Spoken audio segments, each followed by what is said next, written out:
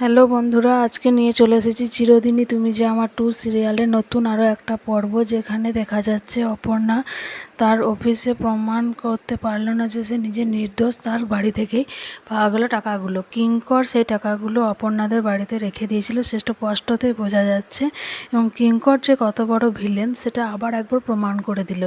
এখন তো সম্পূর্ণ বোঝা যাচ্ছে যে রাজনন্দিনীর খুনের কারণ এই একমাত্র কিঙ্করই হতে পারে, কারণ মীরা এতে খুবই অনুতপ্ত যে একটা নির্দোষ মেয়েকে ফাঁসিয়ে দিয়েছে। অন্যদিকে অপর্ণা বাড়ি ফিরে দেখে তার বাবা আত্মহত্যার চেষ্টা করেছে। তার বাবা গলায় ফ্যানে একটা দড়ি দিয়ে গলায় দড়ি নিয়েছে এবং আর্য স্যার সেখানে এসে তার বাবাকে বাঁচায়।